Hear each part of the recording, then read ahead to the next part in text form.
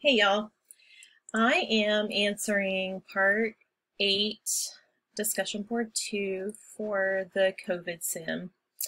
And in that question, it asks us to reflect on your personal and professional experience with the COVID-19 pandemic and describe what you learned from the simulation. So I feel like I'm not positive I learned anything really specific. I feel like I did make some connections in the sim that I hadn't really made before. I think working in the emergency department, I've seen a lot of that stuff kind of in person play out. Um, so I didn't really learn exactly anything really specific, but I really did in today's webinar feel like I learned a little bit about, I think, myself in listening to the discussion and the thoughts and the feelings that it brought up for me. So the questions that I asked or identified at the beginning of the simulation that were things that I wanted to personally know more about.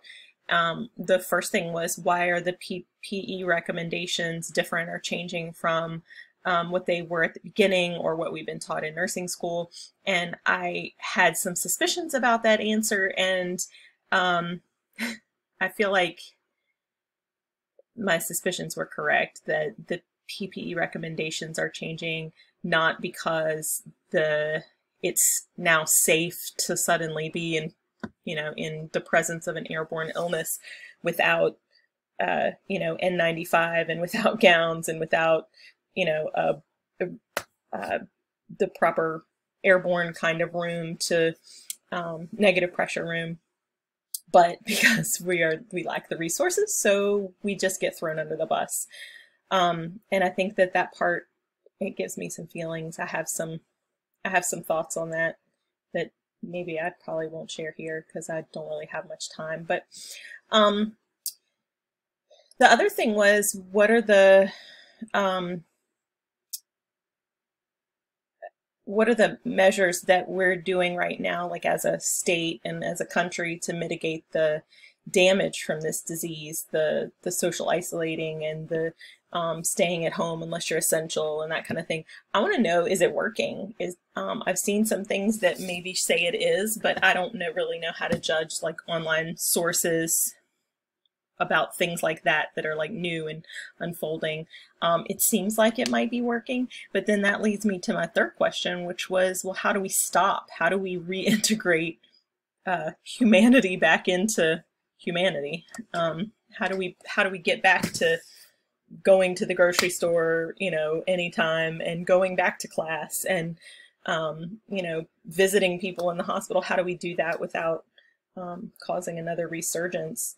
So anyway, those were my questions at the beginning. I don't really feel like any of my questions got answered, but I think that it was maybe not exactly clear that those questions, or that this was going to be more of an ethical push here at the end of this little webinar. I really did like the conversation. So the next part of it was reflect what you've learned about yourself, your peers, or family, and about being a global citizen during a pandemic.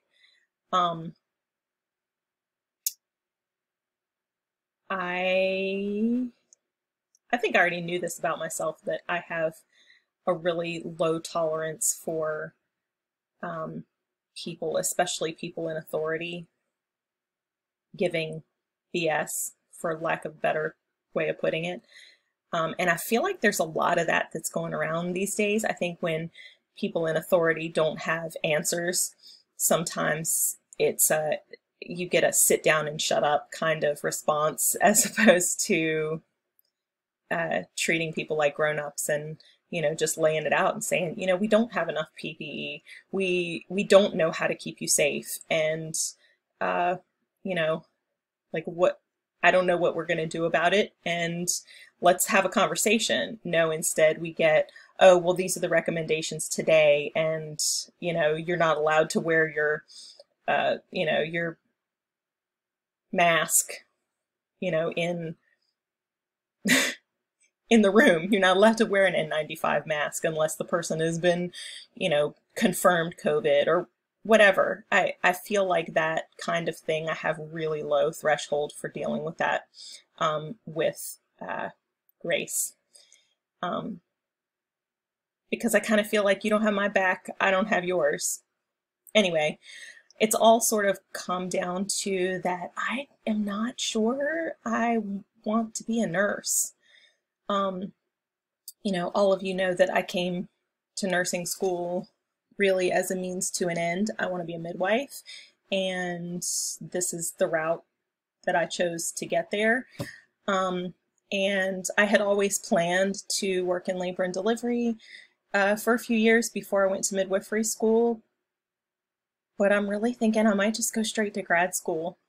There are lots of schools that you don't ever have to actually practice as a nurse to go to, and honestly, I think that's where I'm headed. I feel like I want to get to the place where I'm my own boss, and I don't have to deal with that. I mean, I recognize that even if you're your own boss, you still have to deal with all that kind of stuff, but this whole COVID thing and working in the hospital during a crisis has made me realize that, like, I really don't love being dependent upon people who don't have my best interests at heart. And I do have a really hard time with ambiguity when I feel like it's coming from a dishonest place. On the flip side, I feel like I'm very flexible. I feel like I roll with punches really well. I feel like I have a lot of ingenuity. I feel like I'm always looking to do better and be better. But when I don't see that from the people who are in charge of me, I have a hard time with that. So yeah, the thing I learned about myself is I don't think I want to be a nurse. I think one of the things that areas I have to grow is I have to figure out what to do with my anger and my mistrust when I feel this from my superiors, or when I feel like people are taking advantage of me and my peers and my friends and my colleagues. The question was asked a couple of different ways today about, you know, what's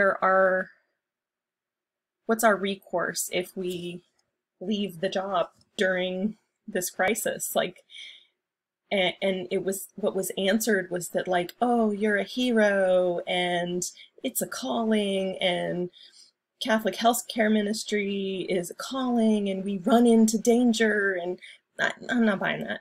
I need to know that you're going to take care of me as an employee, and that, you know, I don't know. So I have to figure out what to do with this mistrust that I now am starting to develop.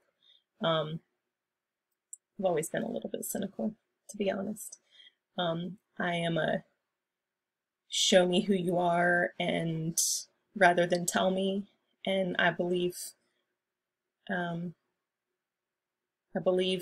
what you show me. And you know, when you see hospital systems not taking care of their employees, not taking care of their patients because they're not taking care of their employees, I have this mistrust. So we'll see what happens with it. We'll see how I grow through the rest of this experience. We'll see what I do with this new thought that I don't really want to be a nurse. We'll see. I have a lot more thoughts. I could talk forever about this, but it's supposed to be a 5 to 10 minute video. And I'm already at 9.5 minutes, so I guess I'll sign off. I think I covered all the questions. I miss y'all so much. Bye.